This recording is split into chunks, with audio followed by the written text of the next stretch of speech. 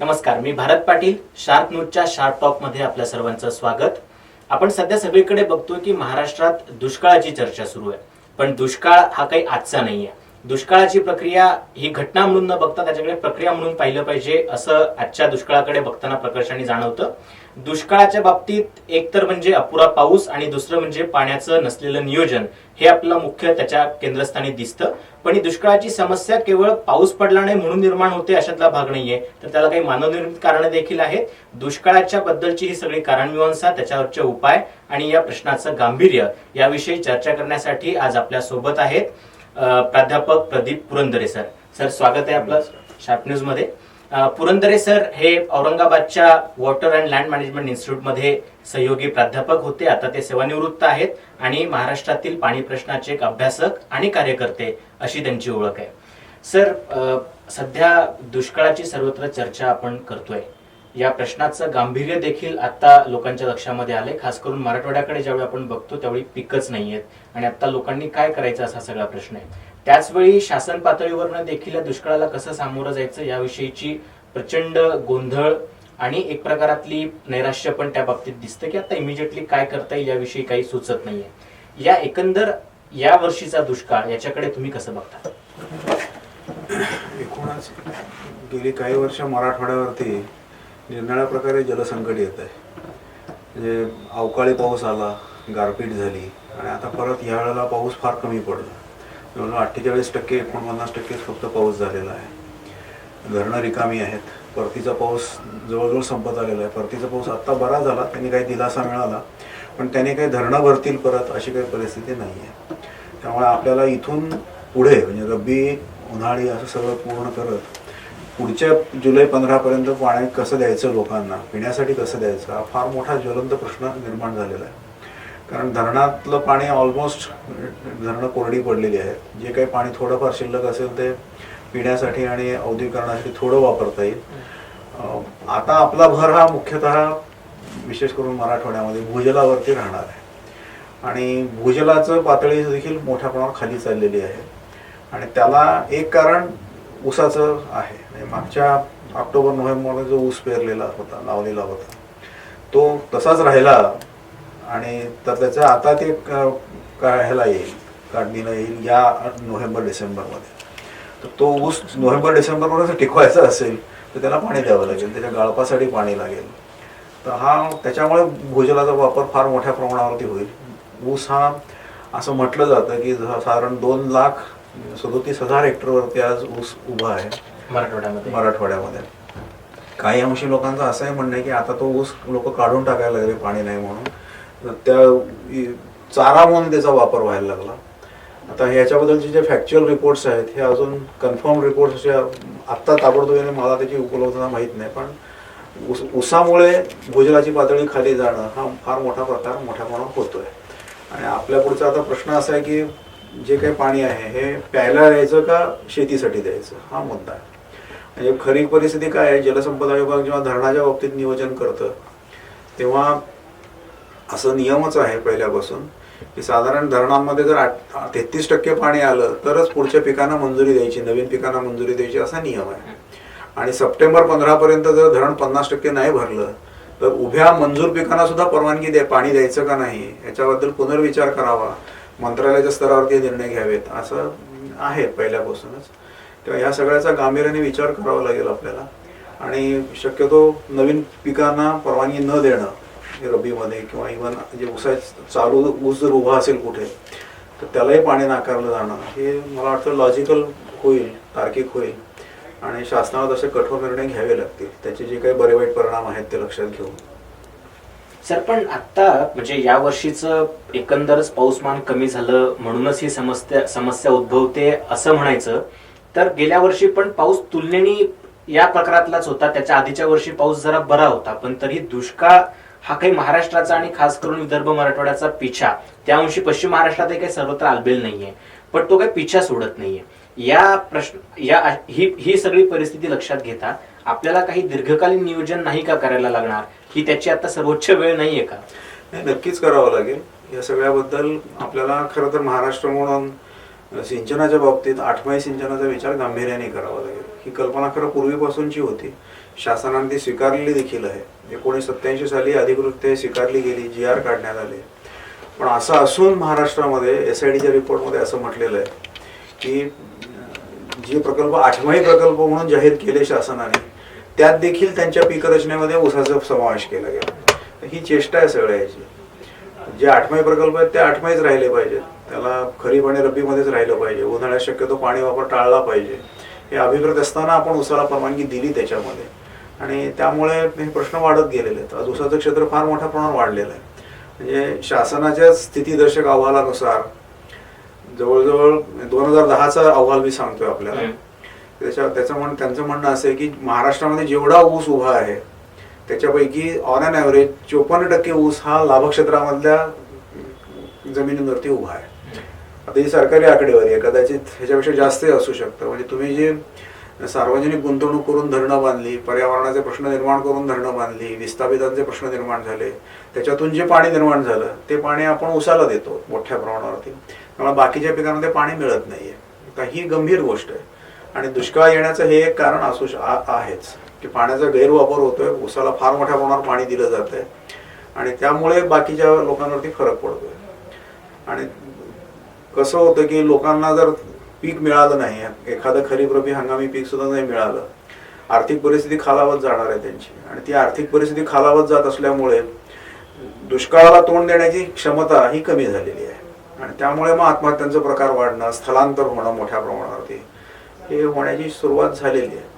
आणि असं जर ही परिस्थिती कायम राहिली तर फार मोठ्या प्रमाणावर गुरांचं आणि माणसांचं स्थलांतर होण्याची भीती नाकारता येत नाही. त्याच्यातून फार मोठे मानवी म्हणजे राजकीय सामाजिक असे प्रसंग उद्भवणार आहेत, कठीण परिस्थिती उद्भवेल. तर हे सगळं लक्षात घेऊन शासनाला काही कठोर निर्णय घ्यावे लागतील. याच्यामध्ये राजकारण आणून उपयोग नाही. एकूण समाजाच्या भल्यासाठी काही निर्णय घेणं आवश्यक आहे. सर, या दीर्घकालीन उपाययोजनांची ज्यावेळी आपण चर्चा करतो की बाबा आत्ताचा दुष्काळ हा काही यावर्षी पुरता राहणार नाही, तर इथून पुढच्या काळामध्ये वारंवार तो आपल्याला भेडसावणार आहे, या टप्प्यावर ही परिस्थिती लक्षात घेता इथून पुढच्या म्हणजे आता इमिजिएटली आपण काहीच करू शकत नाही आजच्या दुष्काळाच्या झळा कमी करण्यासाठी. त्याच्यातनं हे वर्ष वाया जाईल, शेतकऱ्यांचं अतोनात नुकसान होईल, त्याच्यातनं जे काय त्याचे परिणाम आहे त्याला आता आपल्याला सामोरं जायची तयारी ठेवायला लागेल.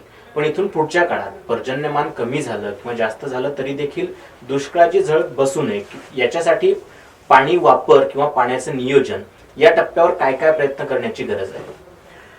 मला असं वाटतं की 3 प्रकारे आपल्याला प्रयत्न केले पाहिजेत. एक तर व्यवस्थापनामध्ये आमूलाग्र सुधारणा केल्या पाहिजेत. दुसरं तंत्रज्ञान आणि शास्त्र विज्ञान याच्या मदतीने काही गोष्टी साध्य केल्या पाहिजेत. मी थोडं त्याचं स्पष्टीकरण देतो. आणि कायद्याचा वापर व्हायला पाहिजे. म्हणजे खरं जर चांगलं हे सगळं घडवून आणायचं असेल तर सुधारित व्यवस्थापन, त्या व्यवस्थापनासाठी विज्ञान आणि तंत्रज्ञानाचा वापर आणि त्याची कायद्याशी जोड घालणं, असं जर 3 त्रिसूत्री कार्यक्रम आपण अवलंबला तर ह्याच्यातून आपल्याला चांगल्या प्रकारे तोंड देता येईल, चांगल्या प्रकारे प्रश्न सुटतील. व्यवस्थापनाचा मुद्दा जर बघितला आपण तर आज सिंचन प्रकल्प जे आहेत आपले, त्या सिंचन प्रकल्पांमध्ये जलव्यवस्थापन हा नावाला सुद्धा नाहीये. म्हणजे खरं तर बंदोबस्ताला ही मंडळी जलव्यवस्थापन म्हणतायत, जुगाड जो असतो त्याला व्यवस्थापन म्हणतायत. हे खरं नाहीये, हे खऱ्या अर्थाने जलव्यवस्थापन नाहीये. करता येऊ शकतं पण राजकीय हस्तक्षेप आणि एकूणच सगळी सामाजिक आर्थिक परिस्थिती लक्षात घेता हे फारसं होत नाही आपल्याला. तर तो एक प्रयत्न गांभीर्याने करावा लागेल. आणि त्यासाठी आपल्याला जलसंपदा विभागातल्या अभियंत्यांवरती फक्त अवलंबून राहून चालणार नाही. कारण 21व्या जगातली व्यवस्थापनाची जी सूत्र आहेत, जी तत्व आहेत, ती दुर्दैवाने त्यांच्यापर्यंत पोहोचलेली नाही आहेत. म्हणजे आपण इतर क्षेत्रांमध्ये जे व्यवस्थापन करायचा प्रयत्न करतो, IIM सारख्या संस्था आहेत, आपल्या इतर व्यवस्थापनाच्या संस्था आहेत, इथं जे आधुनिक विचार येतात ते त्या लेव्हलची, त्या क्वालिटीची माणसं आपल्याला आज जलव्यवस्थापनात हवी आहेत. त्यांच्या हातकडे हे गेलं पाहिजे. नाहीतर आज जी मंडळी व्यवस्थापनात आहेत, सिंचन व्यवस्थापनात आहेत, ती आहेत सर्व्हिसमध्ये आहेत म्हणून तिथे आहेत, पुढाऱ्यांची माणसं म्हणून तिथे आहेत, आणि ते पुढारी जे सांगतील त्याप्रमाणे निर्णय घेतात. ते काही सायन्स काय आहे सांगतं, कायदे काय सांगतात, एकूण आपली काय परिस्थिती हे बघून निर्णय होतात असं नाहीये. तर या अर्थाने सुधारणा करायला खूप वाव आहे. मी म्हणालो की तंत्रज्ञान आणि विज्ञान आणि तंत्रज्ञानाचा वापर, तर तो सुद्धा कसा करता येईल आपल्याला. या जलव्यवस्थापन आज एक्झॅक्ट सायन्स नाहीये. आपल्यावरती टीका होते की it's only administration, it is not management, किंवा it is irrigation by accident. हे का म्हणतात लोक, आपल्याला अशी टीका का होते? तर याच्यातल्या ज्या शास्त्रीय पद्धती आहेत, म्हणजे आपल्याला पाणी मोजणं होत नाही, आपण पिकाखाली भिजलेलं, पाण्याखाली भिजलेलं क्षेत्र मोजत नाही, बाष्पीभवन मोजत नाही, गाळ आलेला मोजत नाही, प्रवाह आपल्या कॅनॉलमध्ये किती आहे त्याची व्यवस्था नाही पाणी मोजायला, जे क्षेत्र भिजलं त्याचा हिशेब नाही. तर हे सगळं जर असेल तर कसं काय व्यवस्थापन करणार? आपण काय म्हणतो की मेजरमेंट इज मॅनेजमेंट. जे मोजता येतं त्याचंच व्यवस्थापन होऊ शकतं, जे मोजताच येत नाही त्याचं व्यवस्थापन काय करणार? तेव्हा ह्या सगळ्या गोष्टी जास्त प्रामाणिकपणे, जास्त सायंटिफिकरित्या आधुनिक तंत्रज्ञान वापरून केलं पाहिजेत. आज आपण प्रत्येक ठिकाणी आकडेवारी काहीतरी घोटाळा करून ठेवतो, त्याच्यामध्ये कोणाला कोणातरी इंटरेस्ट असतं, खोटं रिपोर्टिंग केलं जातं. पाण्याची जी चोरी होते, पाण्याचे जे लॉसेस होतात ते इव्हॅपोरेशनमध्ये दाखवून टाकले जातात, बाष्पीभवनात दाखवून टाकले जातात. हे योग्य नाही. याच्यामध्ये म्हणून बदल घडवून आणला पाहिजे. आणि कायद्याच्या अंगाने जर बघायला गेलो आपण तर हा एवढा मोठा जो खटला चालवायचा आहे, जवळजवळ 50 लाख हेक्टरचं इरिगेशन आहे आपलं, पण गुंतागुंतीची परिस्थिती आहे. म्हणजे आपण एकाच धरणामधनं प्यायला पाणी देतोय, शेतीला पाणी देतोय, औद्योगिक वापराला पाणी देतोय, पुराचं नियंत्रण त्याच्यातनंच करायचं म्हणतोय. आणि या सगळ्यासाठी आपली सिस्टीम डिझाईन केलेली नाही. आपले प्रकल्प हे फक्त प्रवाही सिंचनासाठी डिझाईन केलेले आहेत, लिफ्ट इरिगेशन सुद्धा नाहीत. पण नंतरच्या ज्या गोष्टी आल्या की लिफ्ट इरिगेशन आलं, पिण्याची पाण्याची गरज आली, औद्योगिक वापराची गरज आली, हे नंतर झालेले ॲडिशन्स आहेत.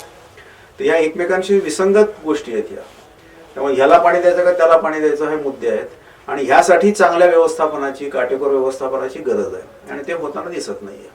मग हा शेवटी परिणाम काय होतो की जे बलदंड आहेत, जे व्होकल आहेत, त्यांच्याकडे पाणी जातं. म्हणजे शेतीचं पाणी काढून पिण्याच्या पाण्यासाठी जात आहे, शेतीचं पाणी काढून औद्योगिक वापरासाठी जात आहे, आणि ते बेलगाम पद्धतीने होत आहे. हे योग्य नाही आहे. ह्या सगळ्याची सांगड घालण्यासाठी काही रचना आपल्याला केल्या पाहिजेत. काही वॉटर गव्हर्नन्स म्हणजे सुशासन होण्यासाठी काहीतरी प्रयत्न केले पाहिजेत, काहीतरी नियमन व्यवस्थित व्हायला पाहिजे. आणि खरं तर ह्याच्यासाठी कायदे आहेत, त्या कायद्यांची अंमलबजावणी होत नाही. म्हणजे आत्ताच आपण 2005 साली 10 वर्षापूर्वी महाराष्ट्र जलसंपत्ती नियमन प्राधिकरण अधिनियम 2005 असा कायदा केला. हा देशामध्ये सर्वात पहिल्यांदा पाण्याच्या बाबतीत अथॉरिटी आणली महाराष्ट्राने, रेग्युलेटरी अथॉरिटी आणली. जसं विजेच्या बाबतीत MERC आहे किंवा टेलिफोनच्या बाबतीत ट्राय आहे, तशी सुरुवात महाराष्ट्राने केली. चांगली सुरुवात आहे. त्या कायद्यामध्ये वॉटर गव्हर्नन्ससाठी म्हणजे सुशासनासाठी चांगल्या तरतुदी आहेत. उदाहरणार्थ मी 4 तरतुदी आपल्याला आवर्जून सांगेन की त्यामध्ये एक तरतूद अशी आहे की महाराष्ट्रासाठी एकात्मिक राज्य जल आराखडा तयार करायचा. एकात्मिक राज्य जल आराखडा म्हणजे काय, तर पिण्याचं पाणी, औद्योगिक वापराचं पाणी, शेतीचं पाणी याचा एकत्रित विचार करायचा, सुटासुटा नाही. आणि भूगर्भातलं पाणी आणि भूपृष्ठावरचं पाणी याचाही एकत्रित विचार करायचा. आणि एक साधारण 30-40 वर्षापर्यंत पुढचं प्लॅनिंग करायचं. या अर्थाने ते प्लॅन तयार करावेत असं कायदा म्हणतो. कायदा असं म्हणतो की 2005 साली झाला, ऑगस्ट 2005 मध्ये 6 महिन्याच्या आत हा प्लॅन तयार करायचा होता आपल्याला. आज 10 वर्ष झाली, तो प्लॅन तयार नाही.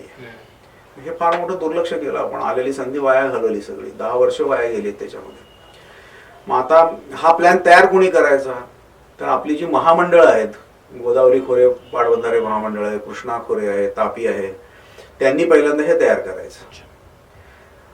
खरं तर त्यातही थोडीशी खोच आहे, त्यात गोची आहे. नवीन संकल्पना काय सांगते की महामंडळ नुसती महामंडळ ठेवू नका, त्याचं रूपांतर नदीखोरे अभिकरणात करा, म्हणजे रिव्हर बेसिन एजन्सीमध्ये करा. ह्याच्यामध्ये फरक काय आहे की जी महामंडळ आपण जी म्हणतो आज, ही फक्त अभियंत्यांची आहेत, फक्त स्थापत्य अभियंत्यांची आहेत. ते फक्त भूपृष्ठावरच्या पाण्याचा विचार करतात, फक्त इरिगेशनचा विचार करतात, काही अंश हायड्रो पॉवरचा विचार करतात. आता रिव्हर बेसिन एजन्सीमध्ये असं नाही चालणार. रिव्हर बेसिन एजन्सीमध्ये तुम्हाला सर्व पाणी वापरकर्त्यांचे प्रतिनिधी घ्यायचे आहेत. पिण्याचं पाणी, औद्योगिक वापराचं पाणी, शेतीचं पाणी सगळे, आणि दोन्ही प्रकारच्या पाण्याचा विचार करायचा आहे. तर त्यासाठी संकल्पना अशी सांगते की रिव्हर बेसिन एजन्सीमध्ये बाकीच्या पाणी वापरकर्त्यांचे प्रतिनिधी आले पाहिजेत, ते निर्णय प्रक्रियेत असले पाहिजेत, त्यांनी सगळं हे केलं पाहिजे. आपण ते करायला तयार नाही, कारण महामंडळामध्ये लोकांचे इंटरेस्ट आहे. ते बदलून नदीखोरे अभिकरण करायला तयार नाहीत. ती मूलभूत चूक आहे. आणि मग ठीक आहे, त्यांनी तरी करावेत प्लॅन्स. ते 2005 साली जे करायला पाहिजे ते अजून झालं नाही. त्याची गंमतशीर प्रक्रिया असेल. म्हणजे हे प्लॅन सगळे केले, पहिल्यांदा महामंडळ वाईज केले, 5 तयार व्हायला पाहिजेत. त्याचं एकत्रीकरण राज्याच्या पातळीवरती राज्य जलमंडळाने करायला पाहिजे. राज्य जलमंडळ ही परत विधिवत स्थापन झालेली संस्था आहे, ते अधिकाऱ्यांची आहे. त्यात सचिव दर्जाचे अधिकारी आहेत, डिव्हिजनल कमिशनर्स आहेत आणि त्याचे मुख्य चीफ सेक्रेटरी आहेत. तर त्यांनी हे एकत्रित करायचं आणि राज्याचा एकच प्लॅन तयार करायचा, मसुदा तयार करायचा. त्याच्या आधारे जनसुनवाई करायची, लोकांचे विचार घ्यायचे, त्यात बदल करायचा साधक बाधक आणि मग तो सादर करायचा राज्य जल परिषदेला. राज्य जल परिषद ही मुख्यमंत्र्यांच्या अध्यक्षतेखाली आहे, ते लोकप्रतिनिधी त्याच्यात असतील. त्यांनी ह्याला अंतिम मंजुरी द्यायची, काही सुधारणांसकट त्यांना वाटलं तर.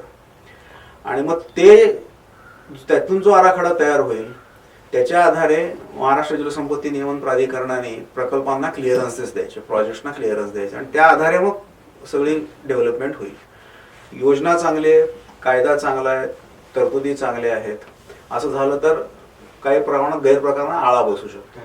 म्हणजे SITच्या अहवालातनं काय पुढे आलं की सिंचन घोटाळ्याच्या बाबतीतलं की कुणी आमदार उठतो, माझ्या इथं विकास खेचून आणायचा म्हणून प्रोजेक्ट आणतो, त्याला खुश ठेवायचा म्हणून शासन परवानगी देतं, त्याला उगीच छोटे छोटे थोडे थोडे पैसे दिले जातात, ते प्रकल्प सुरू झाल्याचं नाटक केलं जातं, तो प्रकल्प कधीच पूर्ण होत नाही, रखडत राहतो. तर हे सगळे जे प्रकार आहेत हे गैरप्रकार टाळण्यासाठी हा कायदा, ही तरतूद आवश्यक आहे, महत्वाची आहे. पण राज्य जलमंडळ जे विधिवत स्थापन झालं 2005 साली, त्याची पहिली बैठक 2013 साली झाली. ते सुद्धा खूप टीका झाली, त्यांच्यावरती आम्ही पत्रव्यवहार केला, शासनाकडे आग्रह धरला, मग ते 2013 साली झाले. आता हे जे प्लॅन म्हणालो मी, एकात्मिक राज्य जल आराखडा, हा एकाच वेळेला सगळ्या महामंडळांनी करायला पाहिजे. कारण सगळ्यांची ॲझम्पशन्स एकच असली पाहिजेत, तत्व एकच असली पाहिजेत. काही अंशी त्या त्या ठिकाणच्या स्थानिक महात्म्यामुळे, परिस्थितीमुळे फरक होतील, तेवढं तुम्ही सांगा काय फरक करायचे. तर ते एकत्र व्हायला पाहिजे आणि मग त्याचं एकत्रीकरण स्टेट वॉटर बोर्डाने केलं पाहिजे. असं का करायचं, तर आपल्याला काही ठिकाणी एका खोऱ्यातलं पाणी दुसऱ्या खोऱ्यात न्यायचं आहे, तर हे दोन्ही खोऱ्यांनी मान्य केलं पाहिजे ना. म्हणजे आता समजा मराठवाड्यामध्ये वैतरणीचं पाणी आणायचं, टेक्निकली शक्य आहे असं लोक म्हणतात, तर ते नुसतं मराठवाड्याने गृहीत धरून उपयोग नाही, गोदावरी गृहीत धरून उपयोग नाही. हे वैतरणा ज्या खोऱ्यात आहे अगोदर, त्या खोऱ्याच्या प्लॅनमध्ये देखील ते अधिकृत आलं पाहिजे. असंच अनेक उदाहरणं आहेत. तर तसं आता होत नाहीये. ह्याने काय केलं की फक्त गोदावरी खोऱ्याचा नका हे प्लॅन तयार केला. गोदावरी खोरं महाराष्ट्रातलं बरंच मोठं आहे, 49% आहे. त्याच्यामध्ये उत्तर महाराष्ट्रातले नाशिक नगरचा काही भाग येतो, मराठवाडा येतो आणि विदर्भातली खोरी येतात. 30 उपखोरी त्याच्यात येतात. त्याचा प्लॅन त्यांनी केला तयार. आता तो प्लॅन तयार करताना देखील म्हणणं असं आहे की प्रत्येक उपखोऱ्याचा जो प्लॅन तयार झाला, ह्याचं काम आउटसोर्सिंग करण्यात आलं, खाजगी एजन्सीजना देण्यात आलं आणि हे सगळं करताना ती प्रक्रिया कुठेतरी बिघडली, फार उशीर झाला आणि त्या एजन्सीनी जे काम चांगलं केलेलं आहे असं म्हणतात, त्याच्याबद्दल वाद आहेत. म्हणजे एजन्सीचं म्हणणं चांगलं आहे, काही तज्ज्ञांचं म्हणणं आहे की ते चांगलं आहे. मी स्वतः ते त्यातले काही अहवाल वाचलेत, मला जे अहवाल वाचायला मिळाले ते अहवाल चांगले आहेत, त्याचा उपयोग होऊ शकतो. पण या अहवालांचं एकत्रीकरण करून त्याचा जो सारांश काढायचा, एक्झिक्युटिव्ह समरी तयार करायची आणि जलपरिषदेपुढे जो अहवाल ठेवायचा निर्णय घेण्यासाठी, तो जो करण्यात आला आणि तो आता जाहीर केला, पब्लिक डोमेनमध्ये टाकला, वेबसाईटवरती टाकला शासनाने, त्याच्यात गफलत झालेली आहे. म्हणजे जे मूळ अहवाल आहेत ते चांगले, सारांश मात्र चुकीचा असं व्हायला लागलंय. त्याच्यात आकडेवारी बदललेली आहे, त्यातल्या सगळ्या गोष्टी आलेल्या नाही आहेत त्याच्यामध्ये आणि गैरसमज निर्माण झालेले आहेत त्याच्यात. तो अहवाल इतका म्हणजे त्याची क्वालिटी अतिशय कमी आहे, दर्जाहीन अहवाल आहे तो.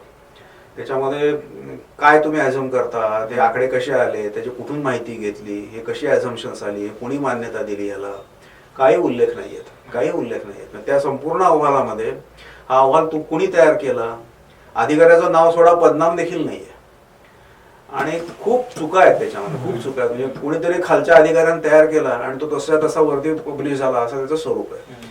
हे घातक आहे, चुकीचं आहे. आणि त्याला फक्त 1 महिन्याची मुदत दिली त्यांनी, 16 सप्टेंबर पर्यंत तो अहवालावरती आक्षेप सादर करायचे. आता हे आक्षेप सादर करायचे असतील तर ते फक्त ईमेलवरती त्यांनी वेबसाईटवरती टाकले, बाकी कुणाला काही माहिती नाही.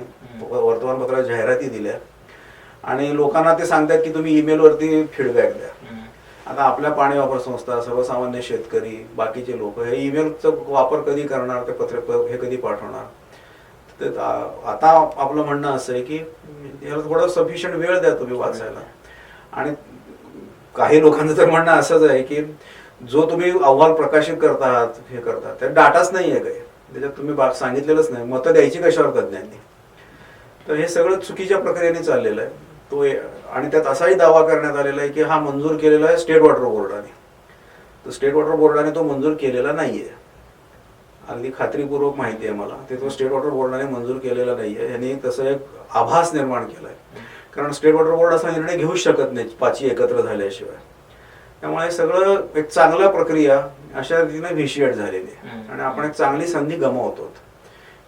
दुष्काळाला जर तोंड द्यायचं असेल, एकूण जलव्यवस्थापनाला चांगलं करायचं असेल, तर हे सगळं प्रक्रिया प्रामाणिकपणे होणं, जास्त खोलवर जाऊन अभ्यास पूर्ण होणं हे महत्वाचं. ते होताना दिसत नाहीये. बरोबर सर. कायमच आपण पाण्याचा प्रश्न येतो त्यावेळी आंतरराष्ट्रीय पातळीवरील पाण्याच्या बाबतीत प्रचंड वाद आहेत. कोणी म्हणताना असं म्हटलं होतं की बाबा जर का तिसरं महायुद्ध व्हायचं झालं तर ते पाण्यासाठी होईल.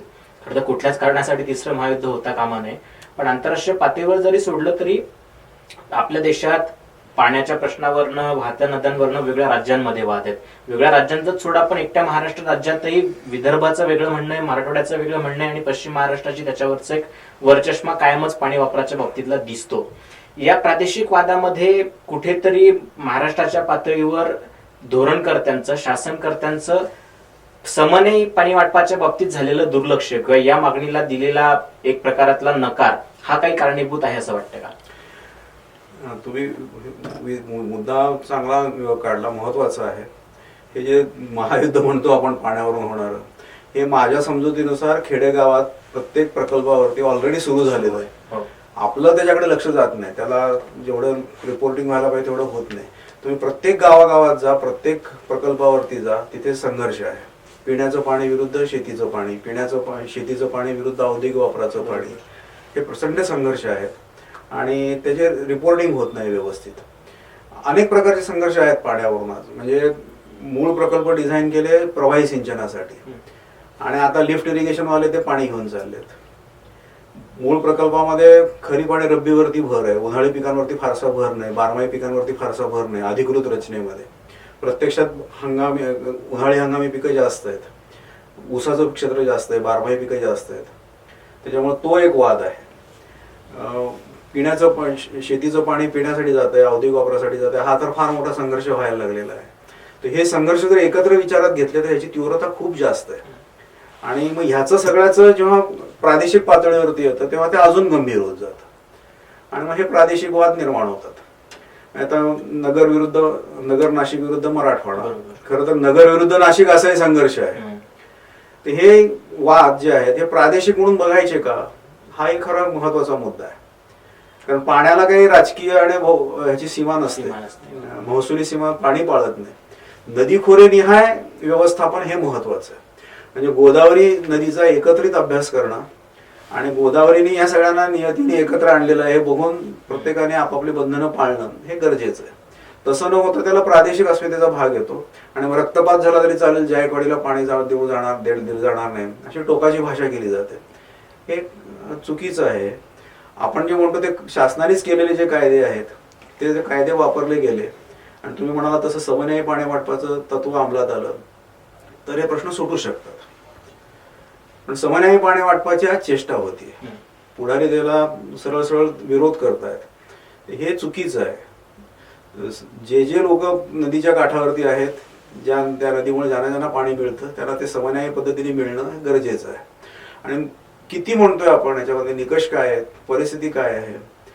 आपल्या इथे आंतरराष्ट्रीय मानकं जर बघितली आपण तर ते असं म्हणतात की साधारण 1700 घनमीटर पर डोई असं जर पाणी मिळालं तर ते पाण्याच्या दृष्टीने तुम्ही विपुल आहात, संपन्न आहात. त्याच्या तुलनेत मराठवाड्यामध्ये भूपृष्ठावरील पाणी विचारात घेतलं तर फक्त 438 घनमीटर दर डोई पाणी आहे, फक्त 438. म्हणजे 1000ला 1700च्या अगेन्स्ट 1000ला जर कमी आलं तर डिस्ट्रेस निर्माण व्हायला लागतो, पेच प्रसंग निर्माण व्हायला लागतो. 500च्या खाली असेल तर त्यांचं म्हणणं आहे की विकासासाठी गंभीर स्वरूपाचे प्रश्न निर्माण होऊ शकतात. मराठवाडा ऑलरेडी त्याच्या खाली आहे दरडोई बघितलं तर. आणि दर हेक्टरी प्रमाणात बघितलं तरी सुद्धा चितळे आयोग जो होता 1999 सालचा, त्यांचं म्हणणं असं होतं की सर्वसाधारण परिस्थितीमध्ये 3000 घनमीटर प्रति हेक्टर पाणी असलं तर ती बरी परिस्थिती, पाऊस आणि थोडंसं हे पाणी 3000 घनमीटर. त्याच्या खालची जी खोरी आहेत, त्याच्या खालची पाण्याची उपलब्ध असलेली, त्याला तुटीचं खोरं आणि अतितुटीचं खोरं असं त्यांनी म्हटलेलं आहे. मराठवाड्यामध्ये 1500 घनमीटर प्रति हेक्टरच्या खाली आज परिस्थिती आहे. म्हणजे अतितुटीची खोरी खूप आहेत, परभणी, नांदेड आणि हिंगोली सोडलं तर. म्हणजे 1500च्या अगेन्स्ट तिथे हार्डली 1300 घनमीटर पाणी प्रति हेक्टर उपलब्ध आहे. ऑलरेडी पाणी कमी आहे. मग हाला समन्वय म्हणायचा का? मग त्यासाठी जर जायकवाडी भरत नसेल, इतर धरणं भरत नसतील, तर वरच्या धरणातून त्यांच्यासाठी पाणी सोडणं आणि एकूण नदीखोऱ्याच्या पातळीवरती समन्वय आणणं हे योग्य आहे. ह्याच्यासाठी कायद्यात तरतूद आहे, ते पाळलं गेलं पाहिजे. आता कसं दिसतं, विसंगती कशी आहे बघा तुम्ही, की मराठवाड्यातली सगळी मोठी धरणं आहेत ती बाहेरून येणाऱ्या पाण्यावरती अवलंबून आहेत. बाहेरून म्हणजे दुसऱ्या प्रदेशातून येणाऱ्या पाण्यावरती अवलंबून आहेत. आणि कागदोपत्री बघितलं तर ह्याच्यावरती खर्च झाला, धरण बांधून झालं, म्हणजे तुमचा आर्थिक अनुशेष संपला, भौतिक अनुशेष संपला आणि धरण तर कोरडं आहे. ते हा कोरडा विकास या रीतीने झालेला आहे. आणि दुर्दैवाने समन्वय पाणी वाटपाचं तत्व न स्वीकारता पाण्याचा उपयोग हा एक राजकीय शस्त्र म्हणून व्हायला लागलेला आहे. तर ह्याच्यातून फार गंभीर प्रसंग निर्माण होतील, हे टाळलं पाहिजे. सर, खास करून मराठवाड्याच्या पातळीवर ज्यावेळी आपण विचार करतो तर मराठवाड्यातील एकूणच भूजल पातळी ही आता अत्यंत चिंताजनक पद्धतीनं खाली गेलेली आहे. म्हणजे समन्वय वाटप धोरण पातळीवर आपण मान्य करतो, पण ज्यावेळी पाणी ही काही खासगी मालकीची गोष्ट नाही, आता जी विक्रय वस्तू बनलेली, ज्याला आपण आधी सोशल गुड असं आता म्हणायचो, ती प्रायव्हेट प्रॉपर्टी सारखी वापरल्या जाते. किती खोल आम्ही बोरवेल घ्यावा आणि भूजलातलं किती खोलीचं पाणी काढून ते आमच्या स्वार्थासाठी, मग ते पिण्यासाठी असेल, उद्योगासाठी असेल किंवा शेतीसाठी असेल, ते वापरावं. याच्यावर काहीतरी मर्यादा दीर्घकालीन दृष्टीने असल्या पाहिजे, पण ते आता कुठेच दिसत नाहीये. म्हणजे मराठवाड्याच्या मुळावर खरं तर हेच धोरण उठलेलं नाही का, असा प्रश्न खरं तर उपस्थित होतो. तुम्ही म्हणता ते खरं आहे. आज आपल्या इथे अनेक जुने जे आपले इजमेंट ऍक्ट वगैरे आहे त्याच्यानुसार माझ्या जमिनीच्या पोटात जे पाणी आहे ते माझ्या खासगी मालमत्ता म्हणून समजलं जातं आणि किती खाली गेलं तरी मी वापरू शकेन अशी तरतूद आहे. पण सुदैवाने आता महाराष्ट्राने 2009 साली कायदा केलेला आहे भूजलाबद्दल. त्याच्यामध्ये काही चांगल्या तरतुदी आहेत की 60 मीटरच्या खाली जाऊ नये, विहीर खोदू नये, पाण्यावरती उभे आडवे बोर घेतात, वाटेल तसा वापर होतो, याच्यावरती बंधनं आणले जाऊ शकतात. पण तो कायदा झाला त्याच्यानंतर त्याला राष्ट्रपतींची मंजुरी मिळण्यातच 2-3 वर्ष गेली. आता तो झाली सगळी प्रक्रिया पूर्ण, तर नियम नाहीत, तपशील उपलब्ध नाही. आणि मग आता दुष्काळात अगदी ऐन वेळेला तहान लागल्यावर विहीर खोदणं म्हणतात तसं आता त्या MWRRA त्याचं नोटिफिकेशन काढलेलं आहे. ते फार उशीर झाला आहे सगळं करायला. हे लवकर व्हायला पाहिजे. त्याच्या तरतुदी लवकर वापरल्या पाहिजेत, त्याचं रूल्स केले पाहिजेत. ज्यांनी हे कायदे राबवायचे त्यांना त्यांचं प्रशिक्षण व्हायला पाहिजे, त्यांच्यासाठी सगळं मटेरियल तयार पाहिजे. आज दुर्दैवाने ही काही तयारी नाही आहे. आणि त्या महाराष्ट्र जलसंपत्ती नियमन प्राधिकरणाला पाण्याचं ग्राउंड वॉटरची पण अथॉरिटी त्यांनाच करून टाकलेलं आहे. ज्यांनी 10 वर्षात भूपृष्ठावरच्या पाण्याचं नियमन व्यवस्थित केलं नाही त्यांच्यावरती ॲडिशनल जबाबदारी टाकण्यात आलेली आहे. मला वाटतं त्यांना नाही पेलणार, ते आत्ताच्या रचनेमध्ये पेलणार नाही. त्यांची पुनर्रचना केली पाहिजे, तिथे नवीन लोक आणले पाहिजेत, बराच वेगळा विचार करायला पाहिजे, त्याशिवाय ते पेलणारच नाही त्यांना जबाबदारी. बरोबर. तर पाणीची उपलब्धता ही कायमच मर्यादित राहणार आहे. त्याचं व्यवस्थापन आपण कसं करतो हेच सगळ्यात महत्वाचं आहे. हे करताना केवळ राज्यकर्त्यांना दोष देण्याची एक पद्धत असते आणि दुसरीकडे तुम्ही पाणी जिरवलं नाही म्हणून आता भोगा त्याचे परिणाम असा एक भाग असतो. म्हणजे वैयक्तिक पातळीवरचे प्रयत्न, तुमच्या छतावरचं तुमच्या परिसरात पडणारं पाणी जिरवणं हा एक भाग झाला आणि दुसरं काहीतरी उपलब्ध पाण्याचं समन्वय वाटप किंवा त्याचं किमान वाटपाच्या पातळीवरचं एक नियोजन, या 2 गोष्टी झाल्या. याच्यामध्ये सर्वसामान्य शेतकरी किंवा सर्वसामान्य नागरिक ते धोरण याच्या मधले टप्पे नक्की काय, त्याच्याकडे कोणाचं लक्ष जात नाही. बरोबर आहे ते. म्हणजे आपल्याला चॅरिटी बिगिन्स ॲट होम असं जे म्हणतात ते खरंच आहे. वैयक्तिक पातळीवरती पाणी वाचवायला सुरुवात करणं, चांगल्या पद्धतीने पाणी वापरणं, जरूर तेवढंच वापरणं, ही सवय आपल्याला नाही आहे आज, ती लावून घेणं गरजेचं आहे. म्हणजे शेतीच्या बाबतीत विचार केला तर आता अजूनही बहुतेक सगळी शेती आपली, काही अपवाद सोडले तर ती सगळी प्रवाही सिंचनाखाली आहे, ज्याला फ्लड इरिगेशन म्हणतात. त्याचा पाण्याचा वापर फार मोठ्या प्रमाणावर होतो. त्याच्यातून हळूहळू प्रवाही सिंचनाच्या चांगल्या पद्धती अंमलात आणणं हे सुद्धा गरजेचं आहे, ते होत नाहीये.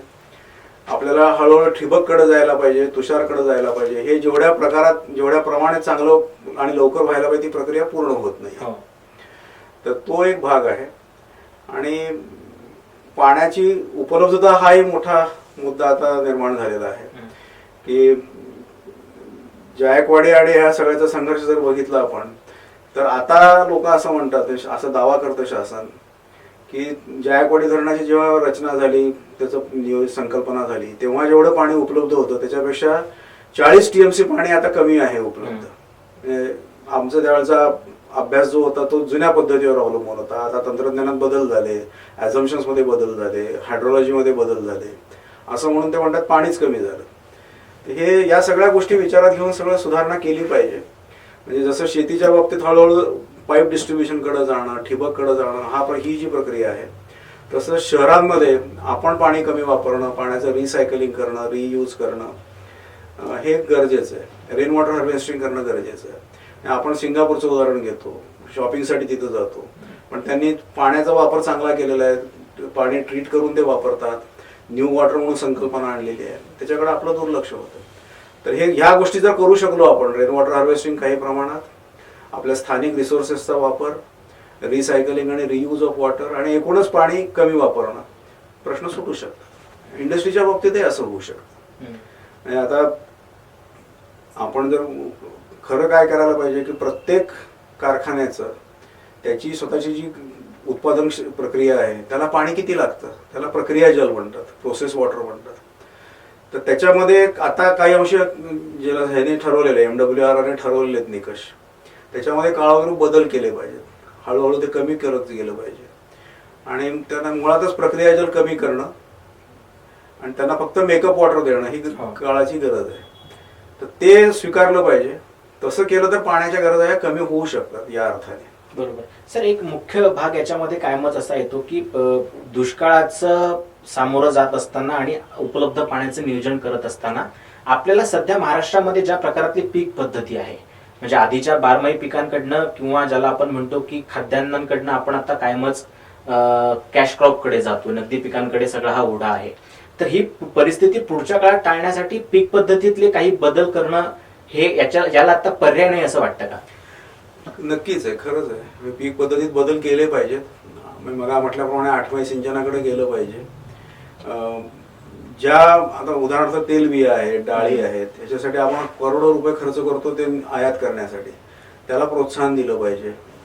आणि हे कसं होणार आहे, केवळ भावनिक आवाहन करून होणार नाही आहे. वैयक्तिक शेतकरी हा काही पाणी वाचवण्यासाठी शेती करत नाही, त्याला काहीतरी उत्पादन सुटलं पाहिजे, काहीतरी आर्थिक लाभ दिसला पाहिजे. ऊसासाठी जी सगळी व्यवस्था आहे, काढणीपासून ते अगदी लावणीपासून ते काढणीपर्यंत, त्याला काही ना काहीतरी प्राईस मिळते. ऊस काढून कारखान्यामध्ये घातला जातो, सगळी व्यवस्था त्याच्याभोवती फिरत राहते, शासनाकडनं प्रोत्साहन मिळतं. तसं इतर पिकांना काहीच मिळत नाही. तर शासनाने जाणीवपूर्वक जरी धोरणं बदलली, इतर पिकांना प्रोत्साहन दिलं, त्यांना जर चांगले भाव मिळायला लागले, तर शेतकरी, बहुसंख्य शेतकरी हा हळूहळू इकडनं सोडून तिकडे जाईल, नवीन पिकांकडे जाईल. पण ते केवळ मानसिकतेचा भाग नाहीये, केवळ पाणी वाचवण्याचा भाग नाहीये, शासकीय धोरणांचा भाग आहे, त्यात व्यवहार आहे. त्याला जर आर्थिक लाभ झाले, त्याची एकूण व्यवस्था चांगली झाली, तर लोक शिफ्ट होतील तिकडे. हे आपण आज करत नाहीये. तो मुख्य मुद्दा आहे. पीक रचनेत बदल होणं हे अत्यंत आवश्यक आहे, खरंच आहे. पण या पीक रचनेतील बदलांमध्ये ऊसाचं भवितव्य काय असेल? म्हणजे ऊस आज बकासुरासारखा पाणी पितो. 1 हेक्टर ऊसाचं जर का उत्पादन तुम्ही घेणार असाल तर त्याला लागणारं जे काही पाणी आहे ते जर का तुम्ही नाही केलं तर त्याच्यामध्ये आणखी काही हेक्टर अन्य पिकांचं उत्पादन होऊ शकतं. याच्यातली आकडेवारी तुम्ही कायमच सांगत असतात, ती पण सांगा. पण त्याचबरोबर आता शेतकऱ्यांसाठी आपल्याला पटो न पटो पण ऊसाचं पीक अत्यंत किफायतशीर का फायदेशीर आणि नगदी पैसा मिळवून देणारं असतं आणि हमखास त्याला दर मिळण्याची पण खात्री शक्यता आहे. तुम्ही म्हणता आधीच्या प्रश्नावरच्या उत्तरात तुम्ही त्याच्याकडे खरं तर अंगुली निर्देश केलाय की बाबा इतर पिकांच्या भावाच्या बाबतीत आणि बाजाराच्या बाबतीतली एक प्रचंड नैराश्य आहे, म्हणून शेतकऱ्यांना परवडणार जर का पाणी असेल तर पहिलं प्राधान्य ऊसाला जातं. हा एक भाग. आणि दुसरीकडे आता मात्र ऊस शेती आपण थांबवली पाहिजे आणि तरच काहीतरी पाण्याचा त्याचं व्यवस्थापन आणि पाण्याची बचत ही करता येईल. हा जो काही सगळा तिढा आहे याच्यातनं काय मध्य मार्ग असू शकेल? नाही, याच्यातनं एक तर ऊसाला पर्याय असू शकतो. इक्रिसॅटने असा अभ्यास केलेला आहे, स्वीट सॉर्गमचा एक पर्याय उपलब्ध आहे, त्याच्यावरती बराच अभ्यास झालेला आहे. त्याच्यातनं साखर निर्मिती करणं हा एक पर्याय असू शकतो. नंतर जगात सगळीकडे फक्त पावसावरती आधारित ऊस घेतला जातो. आपल्या इथे आपण कालव्यातलं पाणी वापरून ऊस घेतो. ही विसंगती आहे, ते चुकीचं आहे. त्याच्यात बदल केले पाहिजेत. ऊसाला पर्याय देणं हा एक भाग आहे.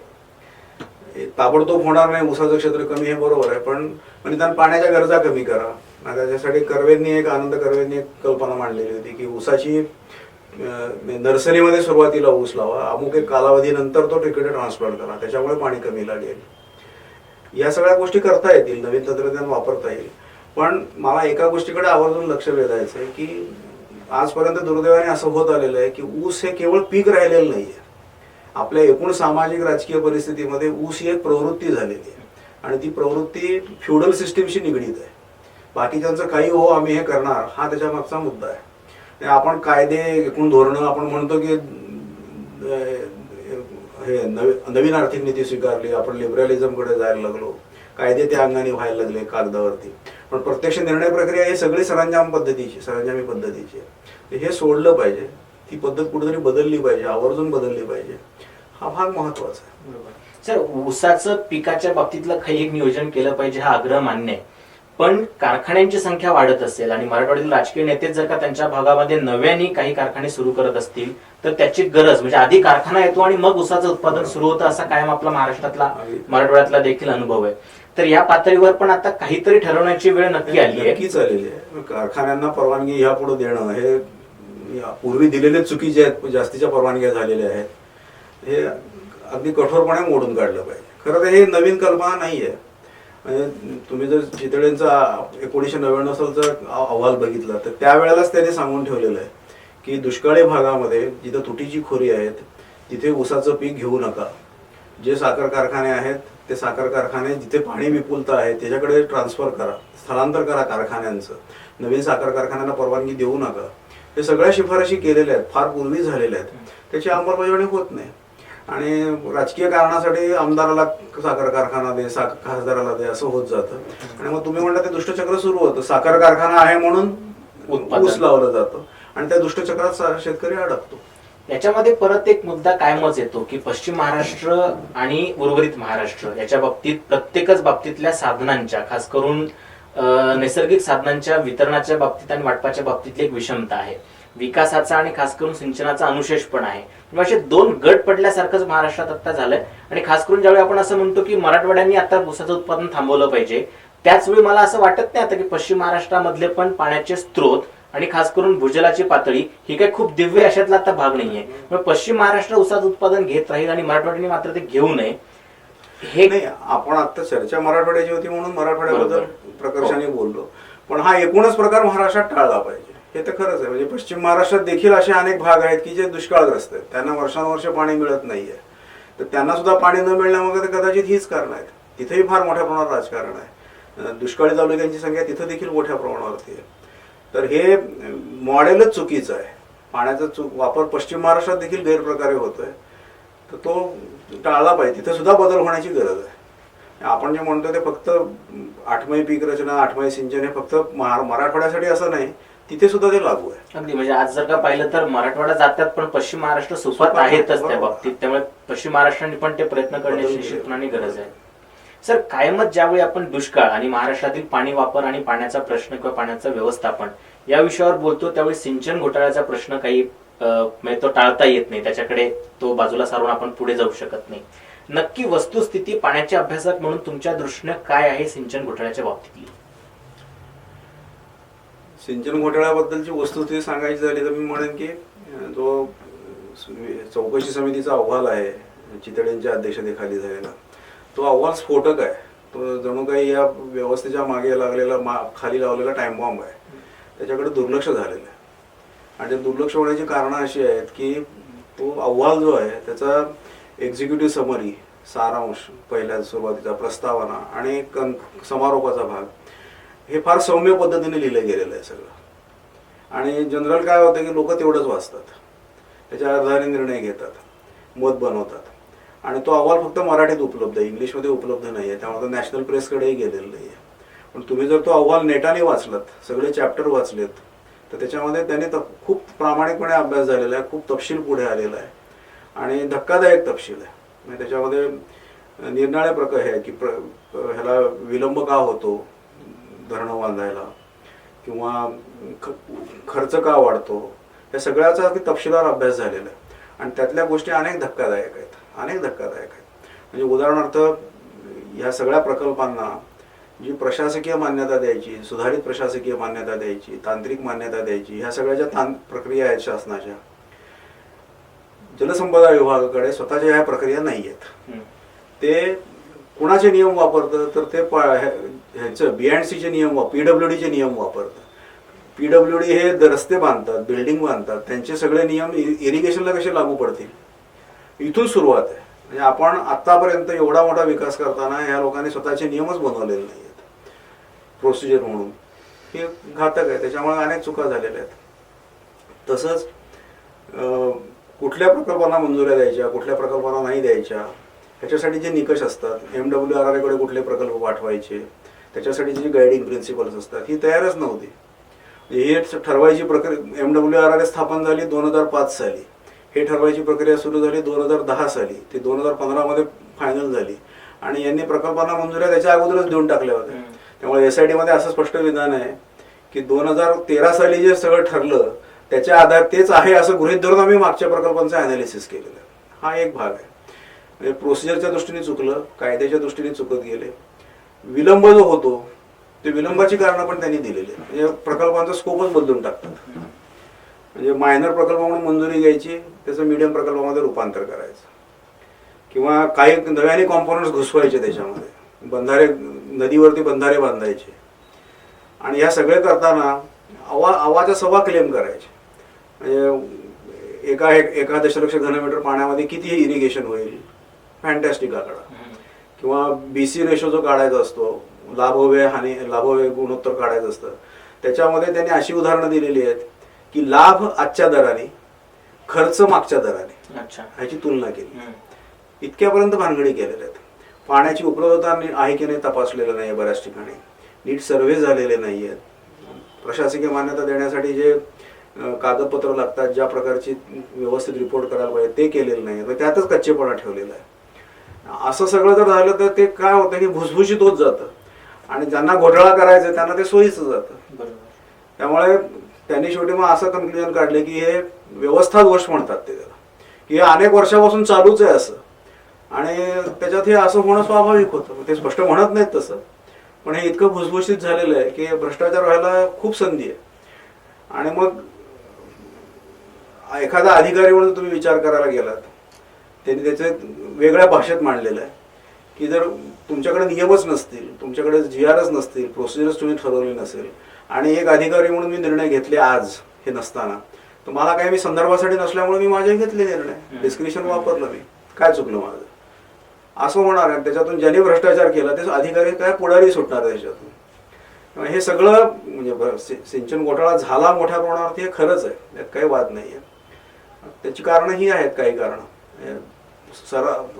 पूर्ण भ्रष्टाचार, पूर्ण राजकीय हे तर आहेच, पण त्याला जे वातावरण निर्माण करून दिलं गेलं, माहोल निर्माण झाला, त्याच्यासाठी ही कारणं सुद्धा आहेत. प्रशासकीय कारणं आहेत, कायदेशीर कारणं आहेत.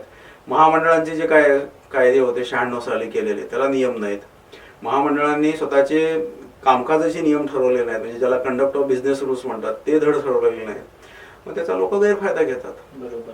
पण या सगळ्या मुद्द्यांची चर्चा न होता ज्यावेळी सिंचन घोटाळ्याचा मुद्दा येतो त्यावेळी केवळ 70,000 कोटींची चर्चा जास्त होते, आणि त्याच्या बदल्यात केवळ 1% सिंचन उपलब्ध झालं, ही आकडेवारी आहे.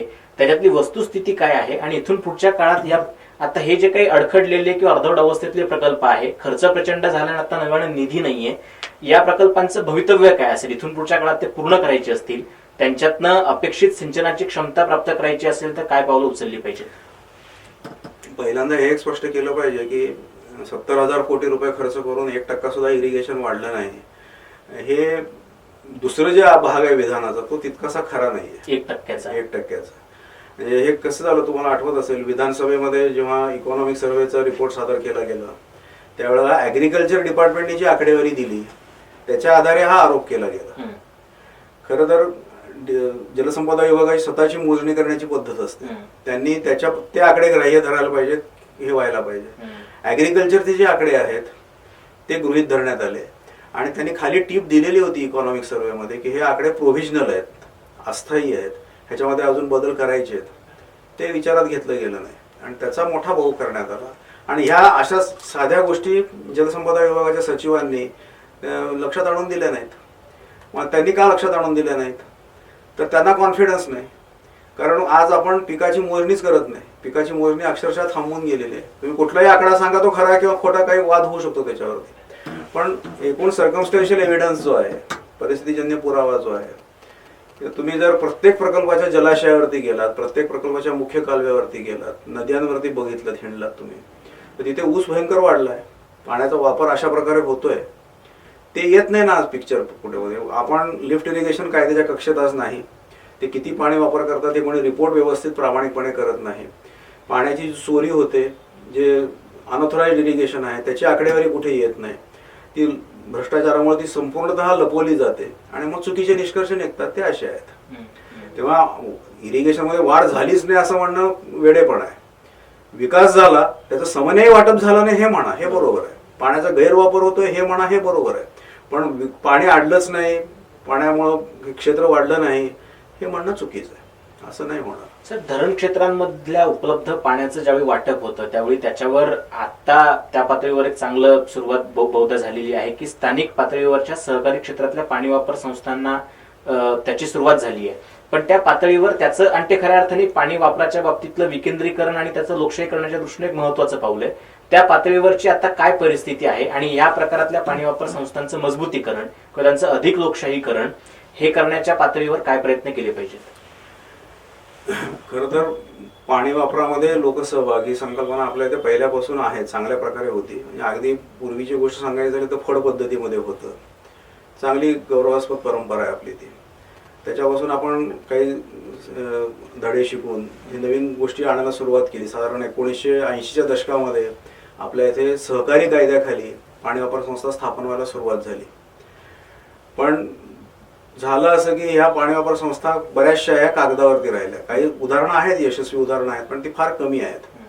याला ज्या पूरक गोष्टी कराव्या लागतात, शासनाने जे केलं पाहिजे, ज्या प्रक्रिया पूर्ण व्हायला पाहिजेत, तुमच्या सिस्टीम्स चांगल्या असल्या पाहिजेत, लोकांपर्यंत पाणी पोचलं पाहिजे, त्यांना वेळेवर मिळालं पाहिजे, या गोष्टी होताना दिसत नाहीत. त्यामुळं चुकीच्या सिस्टीम्स, अर्धवट राहिलेल्या सिस्टीम, ज्याच्यातून गळती होते, बाजार खूप मोठ्या प्रमाणावर आहे, अशा सिस्टीम हँडओव्हर करून याला पाणी वापर संस्था तयार नसतात. हे बळेबळ त्यांच्या माथी मारलं जातं, त्यांच्यात भांडणं होतात पाण्यावरून. तेव्हा कल्पना चांगली, हेतू चांगला, अंमलबजावणीमध्ये आपण फार मागे पडतो. आणि मग आता 2005 साली आपण नवीन कायदा केला पाणी वापर संस्थांसाठी. कायदा चांगला आहे, त्या कायद्यामध्ये तरतुदी चांगल्या आहेत, पण तो कायदा फार लिमिटेड क्षेत्रासाठी मंजूर केला आपण. म्हणजे त्या वर्ल्ड बँकेने जेवढे आपल्याला पैसे दिले 1800 कोटी रुपये, त्याच्यामध्ये फक्त आपण काहीतरी 286 प्रकल्प घेतले. ते मायनर प्रकल्प हे तुलनेने जास्त आहेत. 8-10 मीडियम, 8-10 मेजर एवढेच आहेत फक्त त्याच्यात. त्यांना हा कायदा बेसिकली लागू आहे. आणि बाय डिफॉल्ट हा बांधकामाधीन प्रकल्पांना लागू आहे. पण अजून ते बांधकामाधीन प्रकल्पांमध्ये ह्या कायद्याने पाणी वापर संस्था फारशा होत नाही आहेत. आणि महाराष्ट्र जलक्षेत्र सुधार प्रकल्प म्हणून ज्याला म्हणतात, त्याच्याखाली एक साधारण 1545 संस्था झालेल्या आहेत. त्या तुलनेने चांगल्या आहेत, प्रक्रिया तुलनेने बरी झालेली आहे, पण तुलनेनेच आहे, ते रिलेटिव्हली स्पीकिंगच आहे. त्या कायद्यातल्या सगळ्या प्रक्रिया व्यवस्थित पूर्ण झालेल्या नाही आहेत आणि त्यामुळे त्याचे सुद्धा जेवढे फायदे मिळायला पाहिजे तेवढे मिळत नाहीत. लोकांना खऱ्या अर्थाने जलव्यवस्थापनात सामील करून घेण्याची तर शासनाची मानसिकता नाही, अधिकाऱ्यांची मानसिकता नाही. त्याच्यात एक कलम असं आहे की तुम्ही पाणी वापर संस्था स्थापन झाल्या, त्यांनी प्रकल्प ताब्यात घ्यावा आणि प्रकल्प स्तरावरती पाणी वापर संस्था स्थापन झाल्यानंतर प्रकल्पाचं नियोजन त्यांनी करावं. त्यांना अधिकार मिळतील, किती पाणी आहे, किती कोणती पिकं घ्यायची, पिण्याला किती द्यायचं, हे कुठेही होताना दिसत नाही. पाणी वापर संस्था असूनही कालवा सल्लागार समितीप्रमाणेच काम चालतं. पाणी वापर संस्थांना इव्हॉल्व करून घेतलं जात नाही. या गोष्टी चुकीच्या आहेत. कागदोपत्री प्रक्रिया पूर्ण केल्यासारखं दाखवायचं, ती प्रक्रिया खऱ्या अर्थाने पूर्ण होत नाही आणि त्यामुळे ते फायदे मर्यादित राहतात. आपण म्हणताना खूप म्हणतो की त्या कायद्यानुसार आम्ही पाणी वापर हक्क देणार, लोकांना एवढं पाणी मोजून देणार आणि मग लोकांना पीक स्वातंत्र्य आहे. चांगली गोष्ट आहे, पण पाणी मोजून देण्याची व्यवस्था तुमच्याकडे आहे का? कितपत आहे व्यवस्था? तुम्ही पाण्यावरती नियंत्रण ठेवू शकता का? पाण्याची चोरी थांबवू शकता का? तोडफोड थांबवू शकता का? पाणी मोजू शकता का? ह्याची सगळ्याची उत्तरं आज नाही म्हणून आहेत, बहुतांशी नाही म्हणून आहेत. सगळे खोटे दावे केले जातात.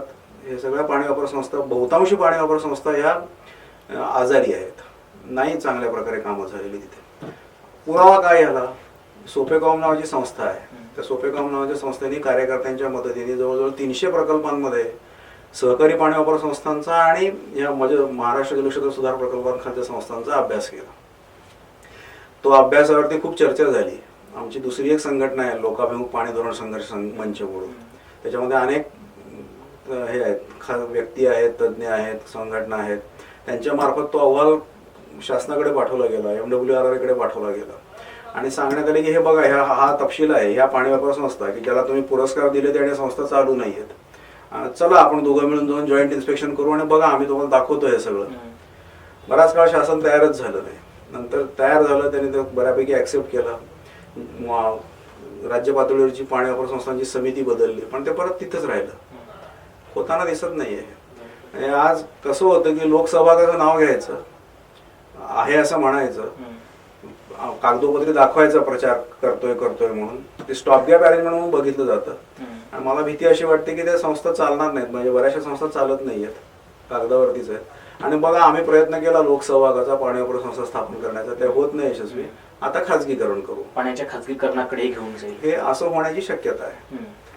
तर हा खूप मोठा धोका आहे. म्हणजे ज्यांना पाणी वाटपामध्ये रस आहे, सामान्य पाणी वाटपामध्ये रस आहे, त्यांनी प्रकल्प स्तरावरती उतरून पाणी वापर संस्थांमध्ये भाग घेतला पाहिजे. त्या पाणी वापर संस्था खऱ्या अर्थाने सक्षम करून दाखवल्या पाहिजे, जसं वाघाडला झालं. पण ते वाघाडा हा एकच मोठा चांगला हे आहे, उदाहरण आहे.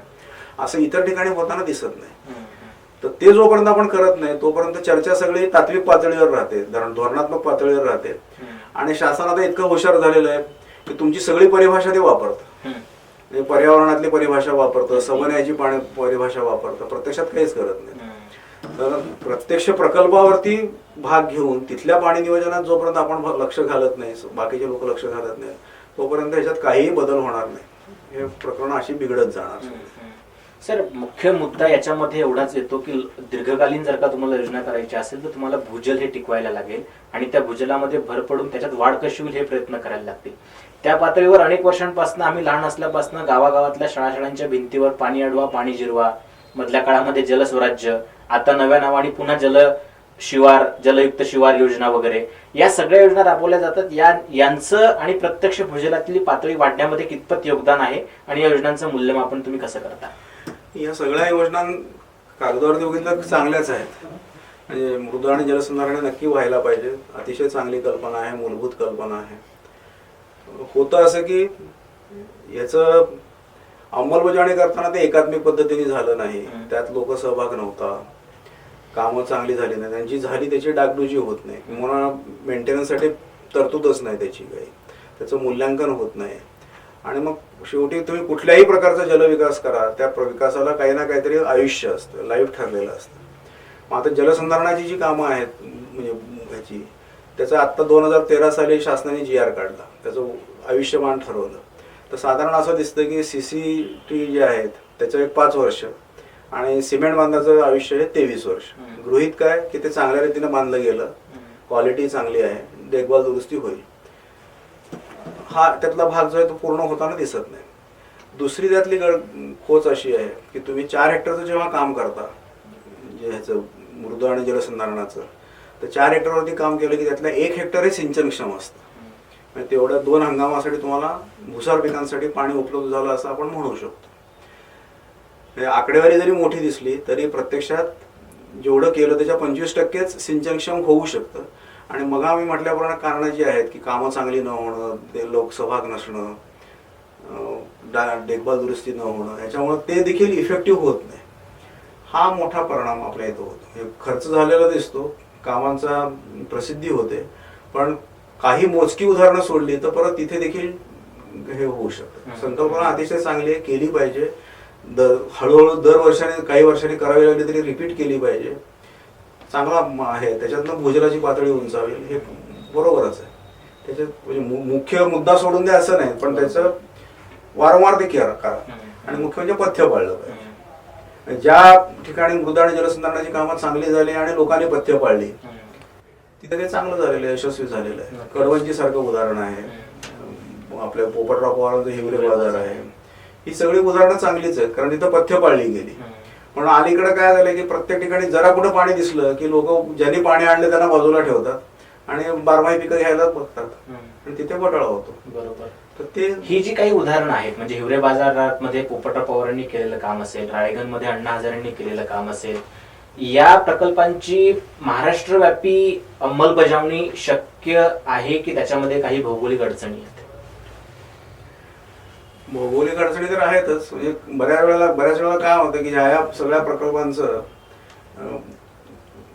शास्त्रीय पद्धतीने थर्ड पार्टी म्हणून इव्हॅल्युएशन होणं गरजेचं आहे. काही वेळेला असं असू शकतं की एखाद्या ठिकाणी आपल्याला लॉटरी लागते की जिथे तुम्ही काम केलं, चांगलं काम केलं, त्यांना श्रेय ते दिलं पाहिजे, पण तिथे पाणी मुरतं. तिथली एकूण जी हायड्रोलॉजी आहे, जी हायड्रोजिओलॉजी, ते बघितलं पाणी मुरतं तिथे.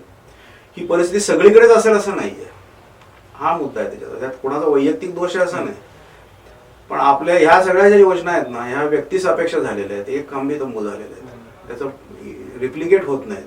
ते रिप्लिकेट करायचं झाली तर ते शासनाकडेच जावं लागेल, शासनाची योजना म्हणून घ्यावं लागेल, त्याच्यासाठी बजेट असावं लागेल.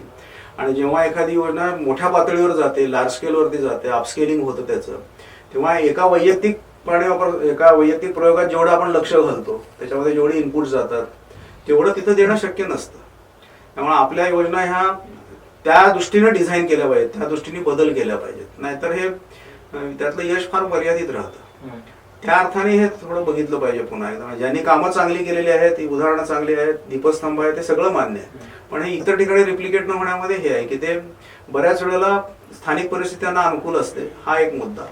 नेतृत्व खूप चांगलं मिळालेलं असतं. प्रत्येक ठिकाणी काही पोपटराव पवार होऊ शकणार नाही, प्रत्येक ठिकाणी राळेगण शिंदे, अण्णा हजारे होऊ शकणार नाहीत. ती जागा म्हणजे एक व्यक्तीवरती अवलंबून असलेले जे आहेत ना आपली पॉलिसीज, त्या नाही बरोबर. सिस्टीम म्हणून ते आलं पाहिजे, संस्थात्मीकरण व्हायला पाहिजे, ते होताना दिसत नाही. दुर्दैवाने सगळ्याच बाबतीत खरं, म्हणजे फक्त या संस्थांबद्दल असं नाही, पाणी वापर संस्था, सिंचन व्यवस्थापनातल्या त्याही तशाच आहेत. आपल्याला दर ठिकाणी कुठेतरी कोणीतरी अवतार म्हणून यावं लागतं, अमिताभ बच्चन म्हणून कोणीतरी यावं लागतं आणि तो येऊन प्रश्न सोडवतो. ही जी मानसिकता आहे ही बदलली पाहिजे. शिरपूर पॅटर्न म्हणून जो परिचित आहे, धुळे जिल्ह्यातल्या सुरेश खानापूरकरांनी राबवलेला तो प्रकल्प, तो उपक्रम हा सगळ्या महाराष्ट्रामध्ये अंमलबजावणी त्याची होऊ शकते की त्याच्यामध्ये तुम्ही आता सांगितल्यात त्याच अडचणी त्याला लागू आहेत? शिरपूर पॅटर्नचा मी प्रत्यक्ष तिथं भेटलेलो आहे, तिथं भेट दिलेली आहे. खानापूरकरांनीच मला, आम्ही दोघं बरोबरच गेलो होतो त्यांच्याकडे, त्यांनी मला ते सगळं तपशीलवार सांगितलं. त्यांनी शिरपूरला जे काम केलेलं आहे ते अतिशय चांगलं काम आहे, पण ते काम यशस्वी होण्यामागे तिथं जो बझाडा पॅटर्न आहे तो महत्वाचा आहे. तिथे ही कामं यशस्वी होणारच, नक्की होणार. त्याचा त्यांनी चांगला फायदा घेतला. त्यांना राजकीय नेतृत्वाने मदत केली, पैशाची मदत झाली, ह्यांनी स्वतः खूप मोठं काम केलं. त्या अर्थाने ते तिथे सगळं यशस्वी आहे, 100% यशस्वी आहे. त्याबद्दल त्यांचं कौतुक केलं पाहिजे, अभिनंदन केलं पाहिजे. पण ह्या स्कीम्स तिथल्या ज्या आहेत शिरपूरच्या, त्या सगळीकडे लागू होतील का, गंभीर प्रश्नचिन्ह. मग त्याचा जेव्हा प्रसिद्धी मिळायला लागली तेव्हा शासनाने कमिटी नेमलेली होती. अफामचे अध्यक्ष मुकुंद धारे यांच्या अध्यक्षतेखाली सरकारी अधिकारी आणि इतर काही लोकांना घेऊन समिती नेमली गेली होती. त्यांनी याचा अभ्यास केला, व्हिजिट दिल्या, खानापूरकरांची मुलाखती घेतल्या, इतर लोकांच्या मुलाखती घेतल्या, त्यांनी केलेले डॉक्युमेंट्स बघितले आणि त्यांनी जो अहवाल दिलेला आहे तो अहवाल काही गोष्टी वेगळ्या सांगतो. त्यांचं म्हणणं असं आहे की नदीचं खोलीकरण, रुंदीकरण एका मर्यादेपर्यंत करणं आवश्यक आहे. गाळ काढा तुम्ही, वाळू काढून टाकू नका, हार्डरॉक काढू नका. खानापूरकर अँजिओप्लास्टी करायचं म्हणतात, म्हणजे हार्डरॉक काढून आत जा इथपर्यंत म्हणतायत. ते हे इतर लोकांच्या दृष्टीने घातक आहे, इकॉलॉजिकल डिझास्टर होईल याच्यामुळे. म्हणजे फार मोठ्या प्रमाणावर जर खोलीकरण झालं, ॲक्विफर जर उघडा पडला, पावसाचं गढूळ पाणी त्या ॲक्विफरमध्ये गेलं तर उद्या चोकअप होण्याची शक्यता आहे. जे तुम्ही करायला बघता त्याच्याऐवजी उलटच काहीतरी होण्याची शक्यता आहे. तेव्हा ह्याच्याबद्दल पथ्य पाळलं पाहिजे. मर्यादेपर्यंत खोलीकरण, रुंदीकरण आवश्यक आहे. जेवढे एन्क्रोचमेंट झालेली आहे तेवढी काढून टाका, गाळ कचरा पडलेला आहे तो काढून टाका. काही अंशी ते बरोबर आहे, तिथपर्यंत केलं पाहिजे. तर ते करत नाहीत. तसं त्यांचा उद्देश, त्यांचं म्हणणं आहे की बाकी सगळं व्यर्थ आहे, फक्त हे केलं पाहिजे आणि हा पॅटर्न असाच्या असं सगळीकडे भारतात सगळीकडे लागू होईल, हे योग्य नाहीये. हे शास्त्राला धरून नाहीये. तो अतिरेक होतोय असं अनेक लोकांना प्रामाणिकपणे वाटतं. याच्यात मराठवाड्यातून किंबहुना महाराष्ट्रातून अनेक तज्ज्ञांनी पत्र लिहिलं मुख्यमंत्र्यांना एकत्रितपणे की ह्याचा थोडा अतिरेक होतोय, ह्याच्याकडे लक्ष द्या म्हणून. तर ते होत नाही आज. प्रत्येक ठिकाणी स्थान परिस्थिती वेगळी असते, त्या परिस्थितीला न्याय दिला पाहिजे. एकमेव उदाहरण सगळीकडे चालतं असं नाहीये. बाकीच्या पण गोष्टी त्यांनी सांगितल्या की त्यांना विचारलं आपण की अमुकच सेक्शन का ठरवला, अमुक लेंथ कशी आली, एवढं खोलीकरण का, एवढं रुंदीकरण का, ते नाही उत्तर. त्याला काही डिझाईन आहे असं ते सांगत तरी नाहीत काही त्याच्याबद्दल. त्यांनी नद्यांवरती आता अतिक्रमण केलेलं, म्हणजे नद्या अनेक ठिकाणी खोदल्या, अनेक ठिकाणी बंधारे बांधले. असं सगळीकडं अराजक पद्धतीने करायचं का आपल्याला? नदी खोऱ्यामध्ये जिथे जिथे तुम्ही पाणी, कुठेही पाणी अडवलं तर खाली काहीतरी परिणाम होणार आहे. मग तुम्ही जर अशा मोठे लोह नदीमध्ये तयार केलेत, फार मोठे बंधारे बांधलेत, तर खालच्या प्रकल्पांवरचं पाणी कमी होईल. नक्कीच. तर हा सगळा विचार त्याच्यात नाहीये, तो असायला पाहिजे. आणि आपण कसं करतो, एका ठिकाणचा प्रश्न सोडवतो, दुसरीकडे प्रश्न निर्माण करतो. म्हणून तो जो व्यापक दृष्टिकोन असायला पाहिजे तो तिथे दिसत नाहीये. तो मुद्दा आहे. सर, पाणी वापर आणि जल व्यवस्थापनाच्या पातळीवर आहे त्या कायद्यांची अंमलबजावणी, गरज पडल्यास काही नव्या कायद्यांची धोरणाची आखणी, हे सगळं करण्यासाठी काही प्रमाणात जनतेचा एक रेटा आणि लोक चळवळी पण आवश्यक ठरतील. त्या पातळीवर महाराष्ट्रात काय चित्र आहे? दुर्दैवाने काय झालंय की आपले जे कायदे आहेत, सिंचन कायदे आहेत, पाणीविषयक कायदे आहेत, याच्याबद्दल फारशी जागरूकता लोकांमध्ये नाहीये. इव्हन असं दुर्दैवाने म्हणावं लागतं की संघटनांच्या पातळीवर, राजकीय पक्षांच्या पातळीवरती त्याच्याबद्दल जेवढी जाणीव जागृती असायला पाहिजे, जेवढा अभ्यास असायला पाहिजे, तेवढा तो नाहीये. त्यामुळे त्या कायद्यातल्या चांगल्या तरतुदी देखील आपण वापरत नाहीये. आणि तरतुदी तुम्हाला केव्हा वापरता येतील?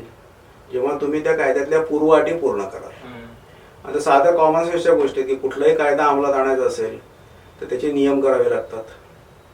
कारण नियमामध्ये तपशील असतो अंमलबजावणीचा, कोणी अंमलबजावणी करायची, कोणत्या काळात करायची, कागदपत्र कोणते वापरायची, अपील कोणाकडे करायचं, हा तपशील ठरल्याशिवाय कायद्याची अंमलबजावणी प्रभावीपणे होऊ शकत नाही. 9 कायदे आहेत आपल्याकडे आज पाण्याबद्दल, त्यातल्या 8 कायद्यांना नियम नाही आहेत, म्हणजे तपशीलच नाही आपल्याकडे. हा एक भाग झाला. कायदा अंमलबजावणी करायची असेल तर अधिकारी नेमावे लागतात, कोणाला तरी जबाबदारी फिक्स करावी लागते, त्यांना अधिकार प्रदान करावे लागतात, त्यांचं जे कार्यक्षेत्र आहे त्या कार्यक्षेत्राचं नोटिफिकेशन काढावं लागतं, मग त्याला त्याचं बूट ठिकाणावर राहील आणि त्याप्रमाणे त्यांना जबाबदार पकडता येईल, त्यांच्यावर जबाबदारी फिक्स करता येईल. ही प्रक्रिया अर्धवट आहे. मग तुम्ही जर अधिकारीच नेमले नाहीत, त्यांना अधिकार प्रदान केले नाहीत आणि ते त्या दृष्टीने कामच करणार नसतील तर तो कायदा अंमलात कसा येणार?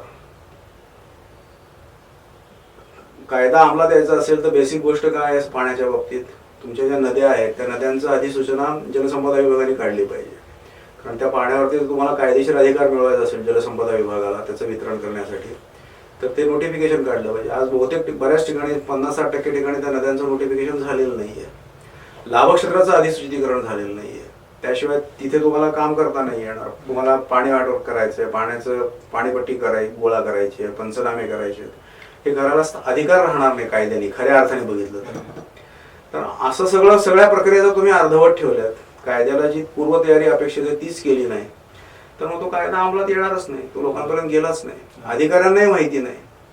एक तर तो तुम्हाला सांगतो मी की महाराष्ट्र पाटबंधारे अधिनियम 1976 मध्ये कलम क्रमांक 7 नुसार प्रत्येक रिजन मधल्या मुख्य अभियंत्यांनी ज्याच्याकडं सिंचनाचं काम दिलेलं आहे त्यांनी मुख्य नियंत्रक प्राधिकारी म्हणून काम केलं पाहिजे. चीफ ऑफिसर, कंट्रोलिंग ऑफिसर म्हणून काम केलं पाहिजे आणि सगळी सिंचनाची प्रकरणं त्याच्यापाशी थांबली पाहिजेत, निर्णय तिथे व्हायला पाहिजेत. आज 76 सालापासून आज तक एकाही मुख्य अभियंत्याने असं काम केलेलं नाही, शासनाने त्यांना बाध्य केलं नाही करा म्हणून.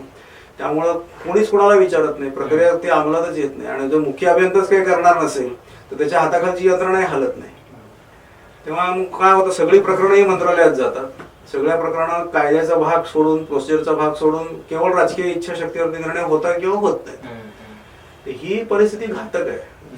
जे कायदे तुम्ही करता, कायद्यांबद्दल आता वाद घालायचा समजा आम्ही नाही घातला ह्याच्यासाठी, त्यात काय तरतुदी असाव्यात, काय सुधारणा व्हाव्यात हा भाग नंतरचा आहे. जे केलं ते तरी व्यवस्थित अंमलात आणा. 76च्या कायद्याचे आज 38 वर्ष झाले नियम नाहीत. मी आता PIL दाखल केली शेवटी त्याच्यावर औरंगाबादच्या खंडपीठात की नियम करायचे आदेश द्या. ही किती लाजिरवाणी परिस्थिती आहे की तुम्ही 38 वर्ष कायद्याचे नियम केले नाही, त्याच्यासाठी PIL करावी लागते आणि आजही तुम्ही टाळाटाळ करता ते करताना. हे घातक आहे परिस्थिती. काय विश्वास राहणार आहे तुमच्यावर? तसं इतर कायद्यांबद्दल आहे, खूप मोठा तपशील आहे, तो तपशील समजून घ्यायला कोणी तयार नाही.